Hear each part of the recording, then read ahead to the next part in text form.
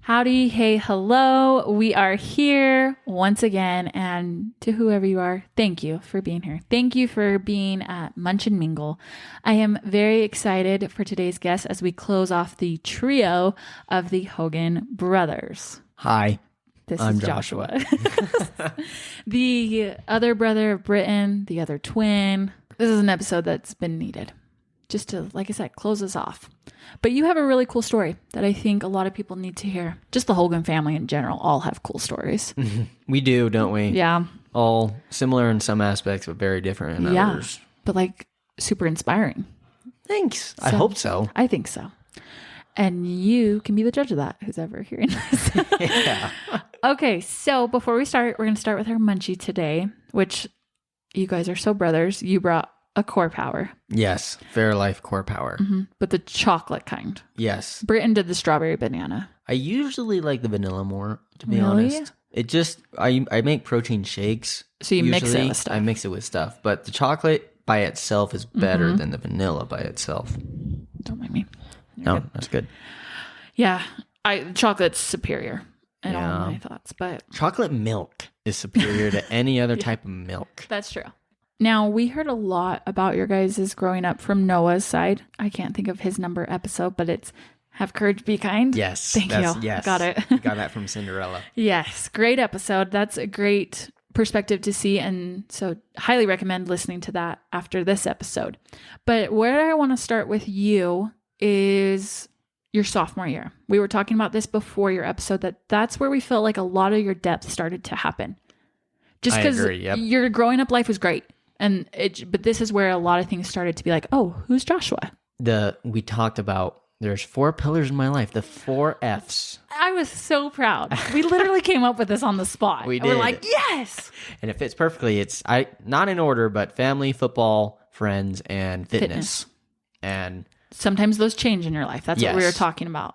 Yeah, sometimes those change in order or how I go about it. That's when sophomore year is just, when you start hitting your teenage years, it just gets different than when you're a child. At least for me, I had a sunshiny rainbow type of childhood. Nothing terrible happened. Not all days were great, of course, but it was, I had great friends. Family was great. Parents who loved each other, and nothing to complain about. What started happening in sophomore year? Nothing huge, no big event. I just started realizing that my body dysmorphia got big. I think it started happening in middle school, but I didn't know what it was. Just caring more about what I ate, which is a good thing, but I took it to the extreme. I just cared way too much. If I ate one cookie, then it's 100 push-ups. It just started getting really big. It was kind of sad, but I started getting more depressed.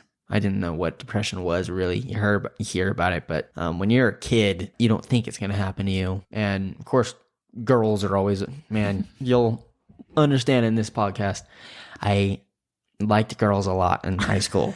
Do you feel like a lot of your depression was linked to the body dysmorphia then? Like that's where you were getting depressed? Yes. It was because I just didn't really know who I wanted to be, what I wanted to look like. I didn't necessarily love the way I looked. I didn't have any set goals.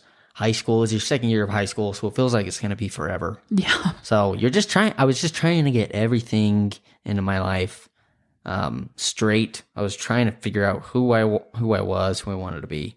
And the eating is where it started. I wanted to be fit. I wanted to eat well. I wanted to exercise a lot more, but I wasn't. Yeah. I wasn't fat in any sense. I wasn't out of shape in any sense, but I just really focused on it too much a little bit. Was this right around when Britain started focusing around it too? Do you feel like that's what brought it? Yes. Because his was kind of the same thing. I just didn't know if that was happening right around the same time. I've never even thought about it really. Maybe it might have overlapped a little. Well, it probably did because Britt had the same problem. My mom had the same problem. So, of course, it's going to affect you. At the time, I wasn't thinking it was affecting me, though. Right. But you know what? I think it was. So maybe it was just a little bit of overlapping. Thing. Yep. That's when I started, sophomore year was when I started just to run for fun, just to get myself in shape. Stay slim, have a good heart. Yeah. And I am actually so happy I started that because if you ever start want to run, but you have not started the process, the first few months are not fun. They kind of suck. After that, though, it is the best, in my opinion, because after that, the breathing really isn't a problem. I don't run out of breath anymore when I run usually. I can listen to what I want. It's a time for me to be by myself and think through things. And it's not even, I just do it just because I love it. I think it's fun. It's exercise, but now it's just a part of me. I love running. If you want to start running, just get through the first month. Get through the first month. Honestly, just some people hate running through the winter. Right. I do. I'm one of those people. So it's kind of hard to start if it's wintertime or it's just a colder environment. You'll learn over time, just no matter if you get warm enough or if you're too hot, you can just work through it. Small things like that is what make people stop a lot, or, they're really out of shape and they can't breathe. But just get through that first month. I'm telling you now, you'll start to love it. So do you feel like that's what kind of helped you? Because by junior year, you said you were kind of pretty okay at that point. I was okay. The eating problem still was and still does affect me. I was focusing so much on what I eat, how many calories I took in, but it got better. I started to weight lift more, which helped with I needed to get my core and back stronger, just because if your core and back are strong, then the rest of the body is going to start feeling a lot better. Yeah. But it got better. Yeah, the running really helped me get out of that depressing, anxious phase of my high school. And I never ran competitively. I never did track. I never did cross country. I just did it just because I liked it. That's big about your personality, though, as we'll come to see. Yes. If there's anyone pushing you to do something or not to do something, you're like, watch me. Okay, so so that was where kind of the fitness pillar of your life came in. The friends and family, that was kind of already there. So the football. Oh, man. This obviously started way back. The Hogan family is the biggest fans of college football, but specifically BYU football. Some people will say that, but I mean, to be honest, it's just I think you are the biggest super fans. Yes. Like, not joking. No, we're not joking. It used to ruin my whole week. I've gotten better at trying to prioritize things, but it would ruin my month sometimes, depending on the game, how you lose. Yeah. And it still ruins my day when BYU loses at the least. The family group chat on a day that BYU is playing is, oh my goodness. My wife, Carolyn, bless her heart, almost every time she opens the chat, it's usually something about BYU. Yep. And she's like, why do you guys talk about them so much? Just because, well, we're all on that same level. Yeah. Luckily, every single sibling and mom and dad are all on the same level about how much we love BYU. That's where me and Carolyn are at the same level. Like, we now can understand it. We now can appreciate it. We get into the games. Yes. But yeah, it's still a level. I don't think we've hit your guys' level. So when was it for you? We heard Noah's story. When was it for you that you became like a diehard? Yeah, Noah's story was a game when we lost. Yeah, that's when he became the fan. Got it. Mine was when we won. I remember I was 7. It was back in 2008. It was the first game of the year, and we were playing Washington at Washington. It was apparently, I was 7. I didn't know much about football. I just knew, hey, my family likes this. We're all watching it, so I'll see how it goes, I guess. I remember thinking about it. I was like, oh, I guess I don't really care, but we'll see. But the game was a great game. From what I remember, close the entire way. We were leading most of the time. Washington was a Pac-12 team. I didn't know what that meant, but I knew, they're supposed to be good. We were up by 7 with 30 seconds left. Washington had the ball, and then they scored a touchdown with 3 seconds left. And my 7-year-old self, everyone's starting to get into it and makes you get into it. And I was kind of understanding what was going on at that point. A few years before, I was just learning what football was. But And then to tie the game, Washington had to just make the extra point to go to overtime. But we blocked the extra point. And I remember this feeling inside me just exploded when that happened. I was going nuts. My 7-year-old self was just going crazy. I was so happy that we won that game. And ever since then, I knew I was hooked. It's usually a big game that gets you hooked, but we now realize me and Carolyn got hooked on the same game. It was the same game that hooked us to we're diehard. And sadly, it was the game we lost to Coastal Carolina. Yes, right? We don't talk about them. Sorry to any Coastal Carolina fans, but that was a game that I cried at. Yep. I was so heartbroken because it was so close. Oh, man. We were right there from an undefeated season. Yeah. I mean, And we were going to Chick-fil-A Bowl. I know it. Yep. And that is my dream. One day, BYU will be in the Chick-fil-A Bowl. And when that happens, I will be sitting in those stands. I already told Britton, like, that is the end all be all. If we're there, we're going. That's right. And we were all heartbroken. Yeah, that's the thing about BYU football. In our family, it's not just the football is great, but it's the one time where no matter what we're up to, if we haven't seen each other a lot, that's the time we get together. Yeah. During a football game, football season, we know we're going to be with each other. Mm-hmm. And that's why it's bonded us greatly. Yeah, your parents have season tickets. So yes. It is very much like you're going. And when you were in high school, did they have season tickets? Oh yeah, we've had it since before I was born. So you would be going to like all the home games. You've been to pretty much all the home games. Yep. I remember going to the home games when I was like 5. That's 4. Crazy. Yeah. So, but like you said, it's not just football. It's adding to that family pillar. It is. Like it's connected to that. It is. And I guess the 5th F would be, faith. I mean, football, the BYU football team growing up, I mean, it's tied to our faith. It's tied to our standards. It's tied to our religion. Yeah. It makes sense to cheer for them in my family's perspective. Mm-hmm. So it was something we could look to, just reminding us about, we love football, but why do we love BYU? Because of the standards they uphold. Yeah. So no one's perfect. We get that. Yeah, exactly. We just bleed blue. That's right, we do. Okay, then yes, we'll add that because we're going to get to that part too. I can't believe we had the 5 Fs. There we go. Okay, so you talked about it earlier. Carolyn. Yes. When did you meet Carolyn officially? I met her in senior year of high school. I was dating someone else at the time from Olympus, and it just didn't work out. But I knew Carolyn while I was dating that girl. Okay. And I just always thought, wow, Carolyn is such a cute girl. So then I broke up with that other girl, and we were in seminary. We sat right by each other. I didn't think anything of it was going to happen. Mm-hmm. We just started talking to each other, and it's just one thing led after another. I was a senior. She was a sophomore. Oh, yeah. And we fell in love. The middle or beginning of senior year? It was October that we met. Okay.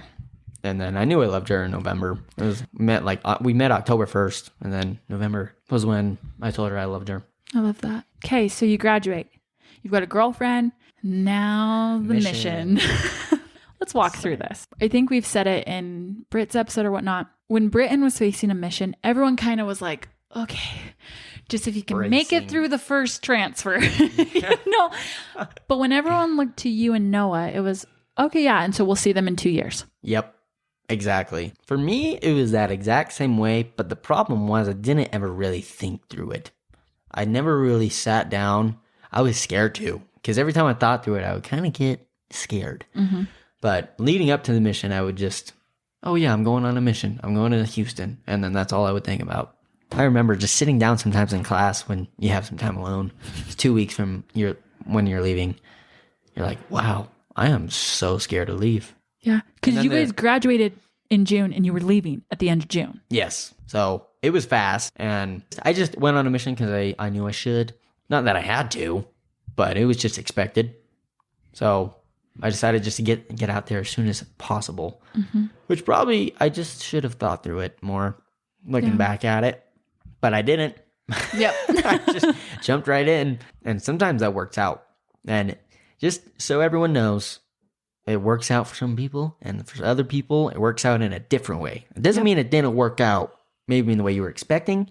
It just works out in a different way than you totally would have thought. So walk us through what happened when you left. As soon as I walked through the doors, we got dropped off underneath in the... Yeah, like the new drop-off. Yeah, the new drop-off area in the parking garage. And as soon as I walked through those doors, bright and sunny day, it was hot. I had this anxiety that I had never felt before in my life. To explain it, it's kind of hard, but I was just anxious. I was so scared. I had no idea what I was doing here. I mean, I remember thinking to myself, like, why did I do this? And I remember walking through, meeting my companion, meeting our district. It was just so weird. I mean, it was actually happening. Mm-hmm. And I just didn't face it. All of a sudden, I'm just there. You had Noah with you. I did. And you guys weren't in the same district, but you were in the same zone. Yes, we were in the same zone. And about a week, so my whole MTC experience was 3 or 4 weeks. The first half of it was so hard. It was unbelievable. It was hell, honestly. I miss Carolyn so much. I was so in love with her. I miss my family. I saw Noah every day, but I was with Noah every day. It's not like I just saw him until now. It was a total change. Oh, it was so different. Some things happened for a reason. My companion in the MTC had to go home early for his personal issues, and I was like, oh my gosh, this is just, can I go with you? You know what? I'm just going to catch the bus with him. Yeah, I was jealous. Yeah. I mean, he was sad, but I was jealous. I'm like, man, I wish I got sent home I did nothing wrong to get sent home, but I hope I did something wrong that I didn't know about. You know what? And President, you want to pull me in? Let's go talk. Just send me home, whatever it is. I just don't want to be here. So the mission president told me, you can choose who to be with. Try to stay in your district, at the least your zone, but always be with your district at the district meetings, at lunch and everything. So I was like, okay, what are my options? Wait a minute.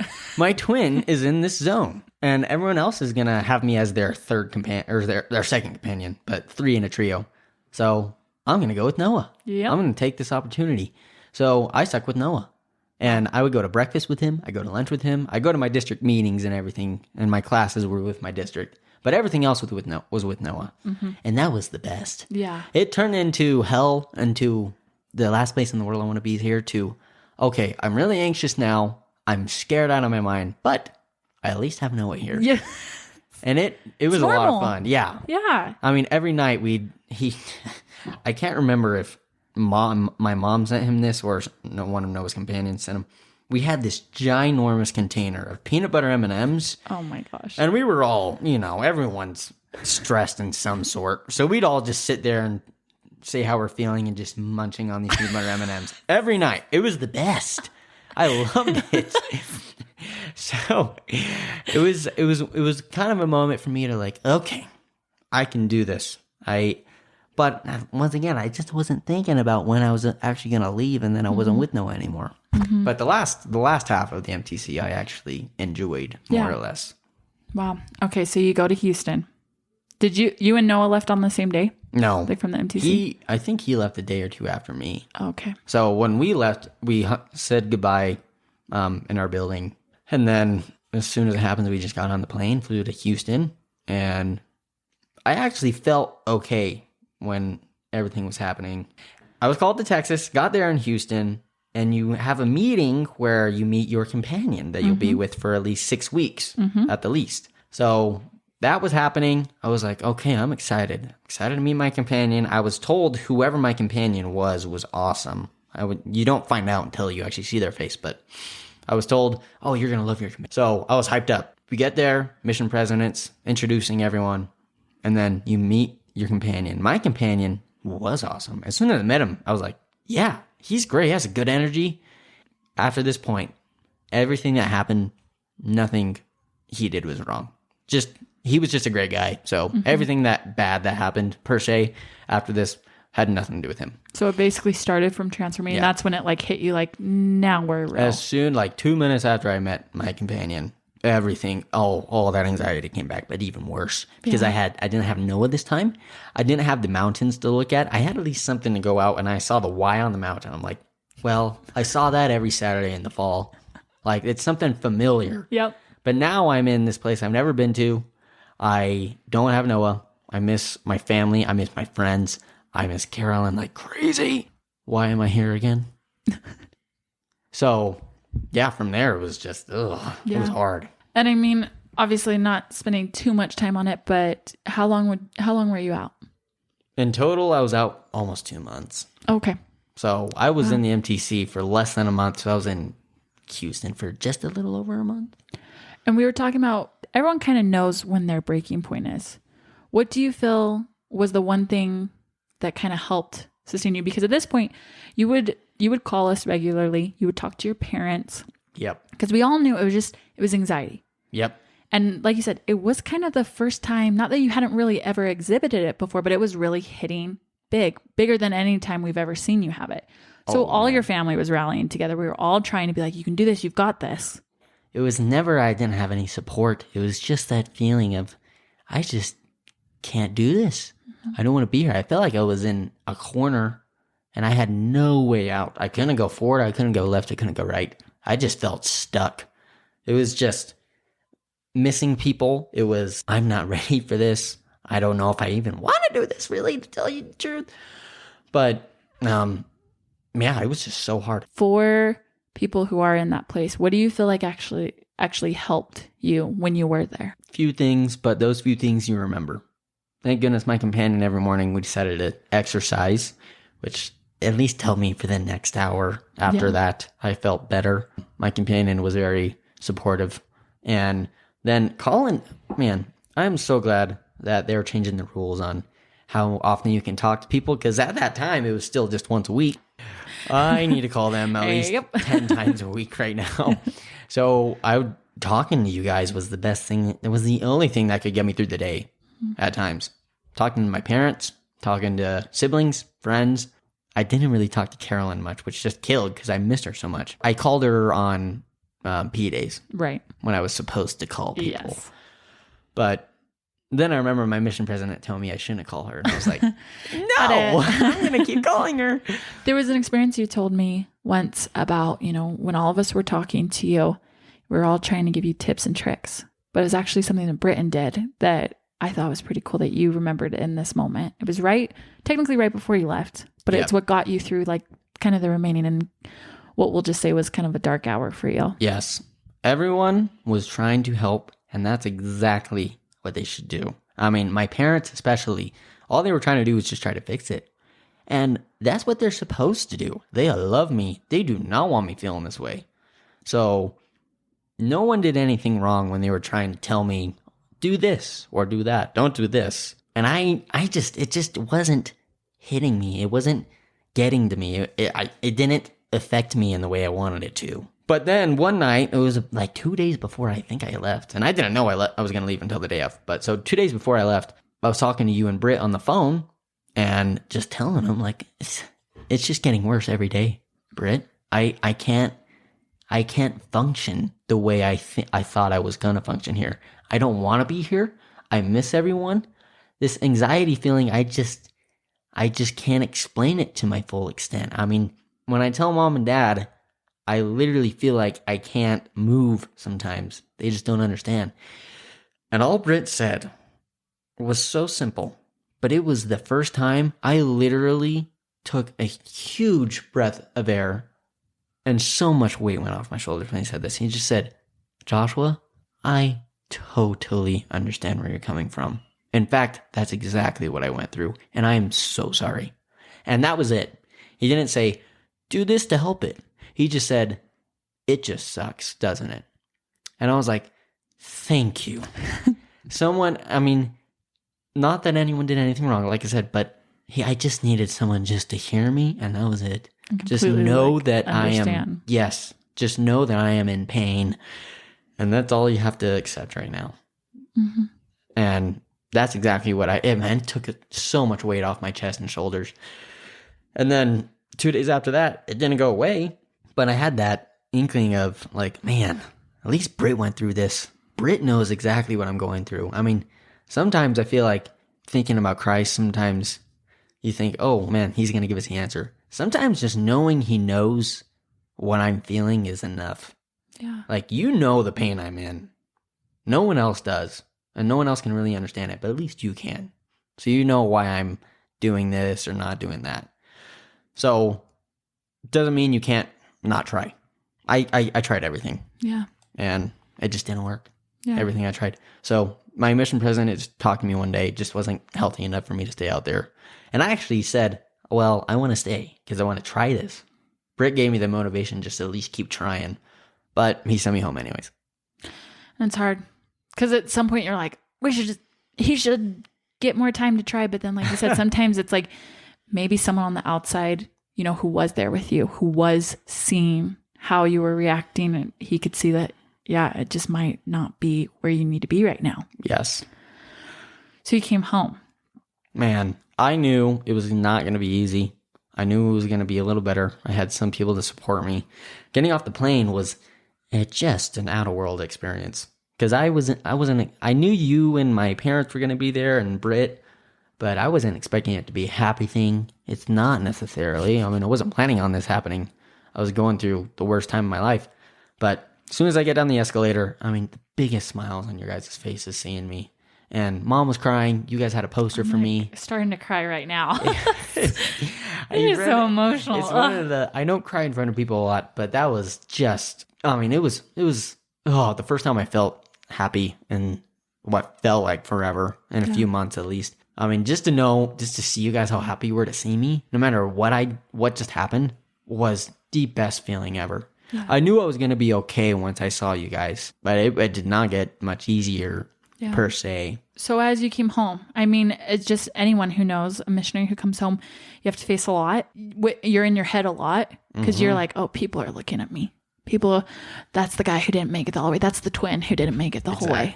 How did you cope throughout? What are the things you're feeling and some other things that happened after you came home? Well, I always had certain things I knew made me happy, more or less. The comfort of home is just the best. Whatever you consider your home, you know that feeling. Whether it's usually just the people you're around that makes you feel at home. Not necessarily the place, but place helps. I didn't have any friends, which was awful because they all left on their missions. Yeah. So that's what I was just hoping would be a little easier, but I was alone a lot. Way more than I thought I was going to be. Not meaning I was alone every day, all day. My parents were there. They had to go to work still. Daily. I just got off, so I didn't have a job or anything. So there were certain days where I was just alone at home. Mom and Dad checking on me every hour, though. Right. Like, what are you doing? Calling me. But oh man, it was the worst. But I needed it. I really did, because it was time to think.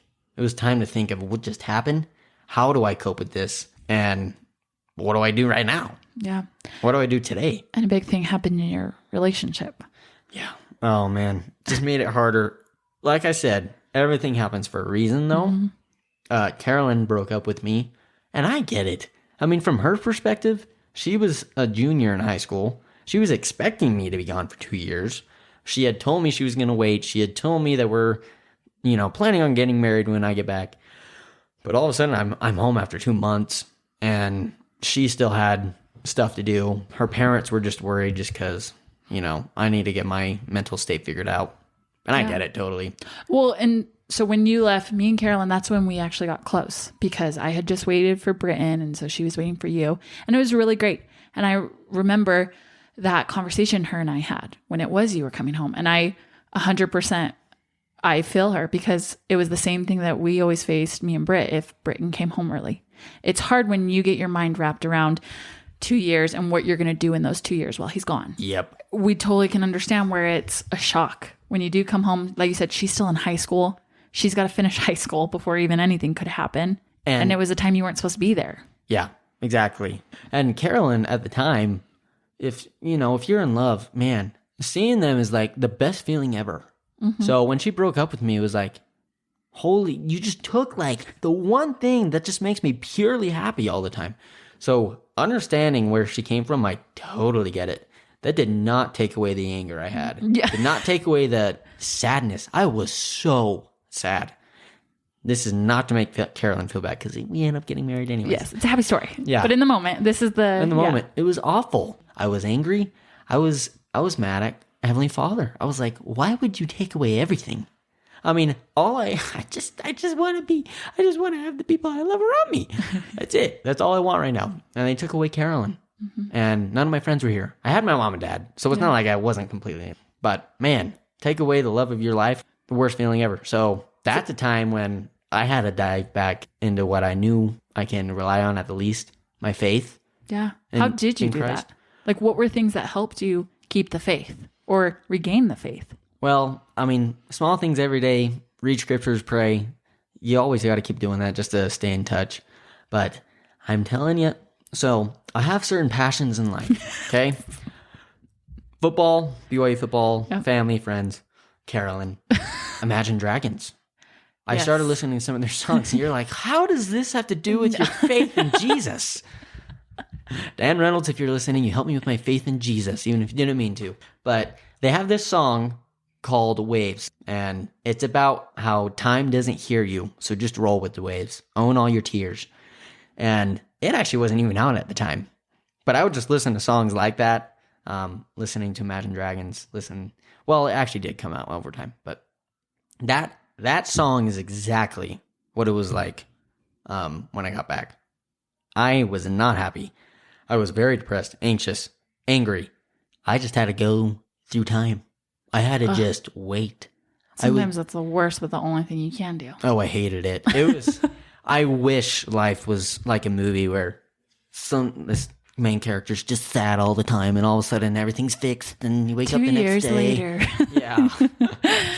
No, it just was. You just stick with what you know makes you happy. I listened to Imagine Dragons. I went on runs. I kept going to church. I went to BYU football games. Yes. And then I would see glimpses of happiness.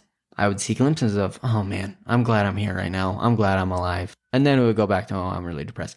But I had those moments. And when I was on my mission, I didn't think I'd ever have those moments again. That's what gave me the hope. I had to wait. Back then, if my 19-year-old self heard this at the time, all they have to do is just wait. That's the secret. I would have been even more angry. Yeah. Like, just fix this now. I did go to therapy.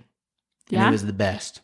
It was absolutely the best. Shout out to Kent Griffiths. He just let me tell him everything. Everything. He knew sometimes I didn't mean stuff when I said it, but he let me say it. Mm-hmm. And that's exactly what I wanted. Wow. Time. Therapy. And time. Yes. Therapy and time. Eventually, like you said, glimpses started coming back, and it started coming back to normal. Noah came home. You and Carolyn got back together. Yes. We came back to, you were starting to get your footing with like schooling, what you were wanting to do. And that kind of led us to the next big pillar in your life was you and Carolyn getting married. Yes. And leading up, Carolyn will know this. I was anxious. I was scared. Her poor heart. I just didn't want the same thing that happened on my mission to happen in my marriage. Now that I look at it, I didn't want to just dive in and just not think about it. Mm-hmm. So I thought about it a lot more. And it hurt Karen a lot because she was thinking, man, are we just not going to get married? But I thought about it a lot, and I was like, I want to get married to this girl. Of course I do. We got engaged, and it was the best. We got engaged, we got married, and I loved it. And marriage is hard, but it can be so worth it. Carolyn and I talk about, even recently, having conversations, talking, instead of just fighting, saying your point, and then shutting up and not talking about it for the rest of the day is not going to help. You got to talk through things. You got to say the hard things. I am a person that loves to sugarcoat, and I don't even mean to.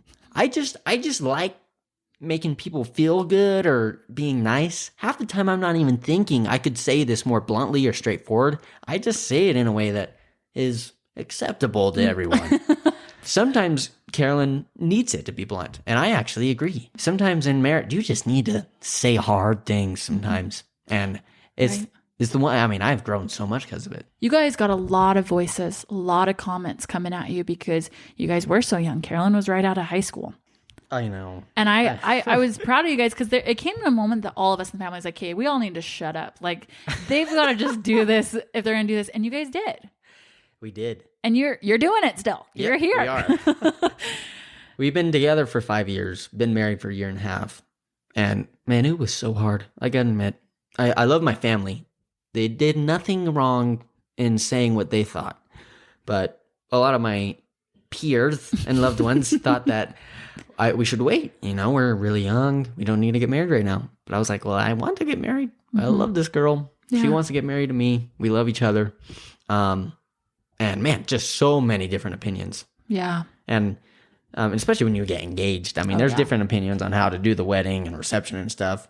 But man, people were not afraid to just say, I think you're way too young right now. I think you should be waiting.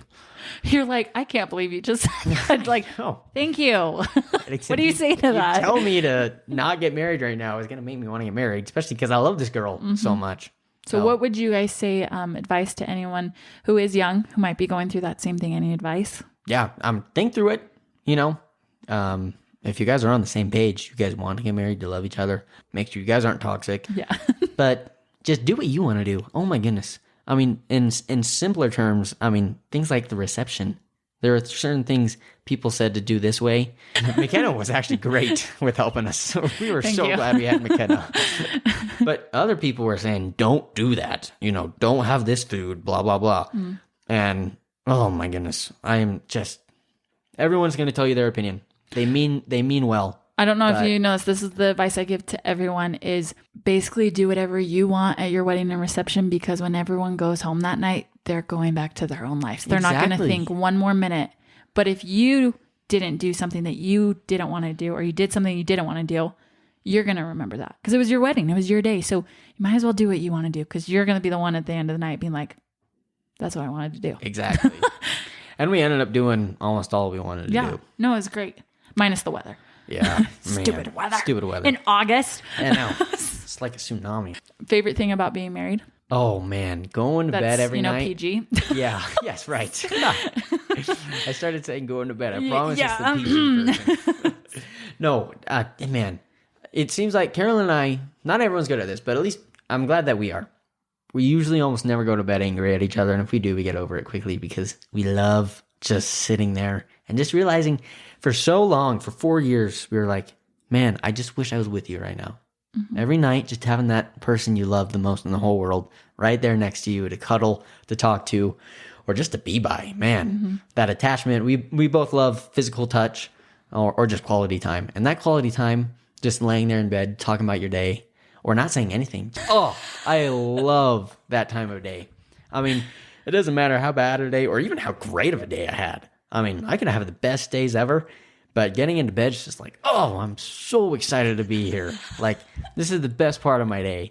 And You got like a little confetti popper. Here we are. Yeah, I mean, because we can be arguing a lot that day, but then we get in bed and we're like, oh, I love you. So I love it. Yeah, I love it. I love that. Wow. Thank you. This has just been so good. Joshua, you provide such a great insight on life. Thank you. From a different perspective, and we need that. Thank you. What is next for you? You're in school right now. What are you hoping to be or be doing? Goals now as a married man? You do not have to have life figured out at 21. That's what I'm telling myself. I have no clue what I want to do. Absolutely none. I'm selling shoes and I'm at UVU. I am not doing anything special. But that is okay. Yep. And it's not like I'm sitting there being a bum. I'm trying my best to figure things out. You've got your 5 pillars. Your 5 pillars, F pillars. Yes. You might need to come up with another name. But yes. I don't give 5 Fs. Yeah. Do what makes you happy, of course. Find what makes you happy. Stick with those. Make 28 mistakes, and then the 2 mistakes that turned out okay, you can follow that. Yeah. 28 mistakes, and then 2 correct answers can get you to a vast amount of opportunity in your life. That was so deep. I was like, wow, that actually, yeah. Hey, in the future, we might be seeing a podcast coming from you.